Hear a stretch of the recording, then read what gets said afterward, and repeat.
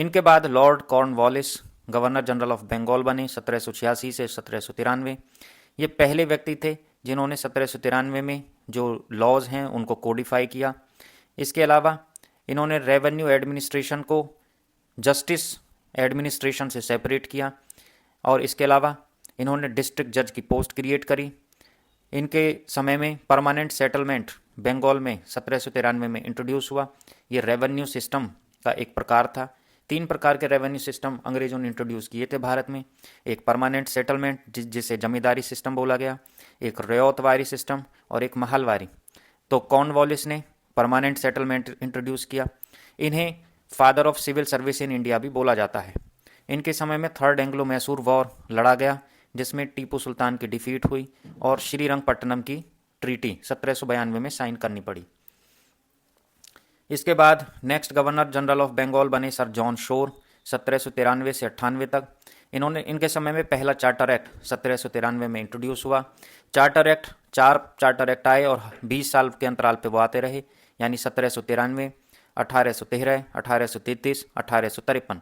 इनके समय में कुछ युद्ध लड़े गए जैसे battle of Kharda between Nizam and Marathas in 1795। इनके बाद लॉर्ड वेलेस्ली 1798 से 1805 में नेक्स्ट गवर्नर जनरल बने बंगाल के। इनके समय में इन्होंने स्टार्ट की सब्सिडियरी अलायंस सिस्टम जिसे सहायक संधि भी बोलते हैं। इससे पूरे भारत में ब्रिटिश जो हुकूमत है, जो उनकी पैरामाउंटसी है, उनकी सुप्रीमेसी है, वो इस्टेब्लिश हुई। बहुत सारे राजाओं ने इस सहायक संधि को यानी सब्सिडियरी अलायंस को साइन कर लिया और ब्रिटिश अब उनके कर्ता धर्ता बन गए। हैदराबाद के निज़ाम अली पहले इंडियन रूलर थे जिन्होंने सब्सिडियरी अलायंस को साइन किया 1798 में। इनके समय में एक और प्रेसिडेंसी बनाई गई, मद्रास प्रेसिडेंसी। बहुत सारे युद्ध हुए इनके समय में। फोर्थ एंग्लो मैसूर वॉर 1799, इसमें टीपू सुल्तान की डिफीट हुई और उनकी डेथ भी हुई। सेकंड एंग्लो मराठा वॉर 1803 से 1805, इसमें डिफीट हुई सिंधिया की, भोंसले की और होलकर की। ट्रीटी ऑफ बासेन साइन करी गई 1802 में।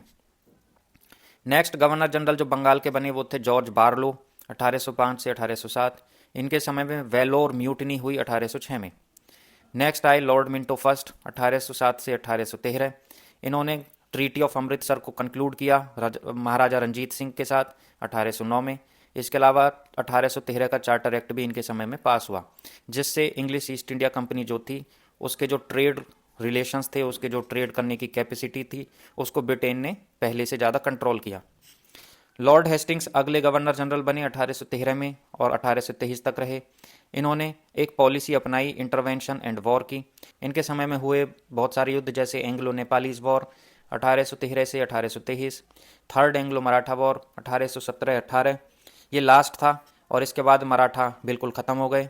हेस्टिंग्स ने बहुत ही ह्यूमिलिएटिंग ट्रीटीज़ साइन करवाई पेशवाओं से और सिंधियाओं से। इन्होंने रियायतवारी सिस्टम को इंट्रोड्यूस किया मद्रास में और इंट्रोड्यूस करने वाले जो व्यक्ति थे वो थे थॉमस मुनरो जो वहाँ के गवर्नर थे। फिर नेक्स्ट आए लॉर्ड एम हर्स्ट 1823 से 1828। इनके समय में पहला बर्मा युद्ध लड़ा गया 1824 से 26, यानी बर्मा अब ब्रिटिश जो एम्पायर है उसके अंदर आ गया। इसके अलावा मलय पेनिनसुला कोई भी जो टेरिटरीज़ हैं उसको अंग्रेज़ों ने कैप्चर कर लिया और भरतपुर 1826 में जो एक जाट रियासत थी उसको भी अंग्रेज़ों ने कैप्चर कर लिया। नेक्स्ट आए governor general of Bengal Lord William Bentinck. ये लास्ट गवर्नर जनरल थे 1828 से 1833 तक ये बंगाल के गवर्नर जनरल रहे। ये काफ़ी लिबरल और इनलाइटेंड गवर्नर जनरल बोले गए हैं इंडिया के। Father of modern western education in India ये बोले जाते हैं। इन्हीं के समय में फिल्ट्रेशन थ्योरी और इंग्लिश एजुकेशन की जो अप्रोच है वो अपनाई गई। इनके समय में सती और बहुत सारे अदर जो क्रूअल राइट्स होते थे उनको एबॉलिश किया गया 1829 में। मैसूर को मिला लिया गया अंग्रेजी साम्राज्य में 1831 में और इन्होंने महाराजा रंजीत सिंह के साथ भी ट्रीटी साइन की 1831 में। फिर 1833 का चार्टर एक्ट आया। अब गवर्नर जनरल्स ऑफ इंडिया बनने लगे 1833 से 1858 तक। उसमें भी पहले गवर्नर जनरल ऑफ इंडिया थे लॉर्ड विलियम बेंटिक। इस कार्यकाल में जो मैकॉले की थ्योरी थी कि इंग्लिश एजुकेशन इंडिया में फैलाई जाए उसको फैलाया गया और अंग्रेजी जो भाषा है इंग्लिश लैंग्वेज उसको भारत की ऑफिशियल लैंग्वेज बनाया गया। इससे पहले जो भारत की कामकाजी और ऑफिशियल लैंग्वेज थी वो पर्शियन थी यानी फारसी भाषा थी।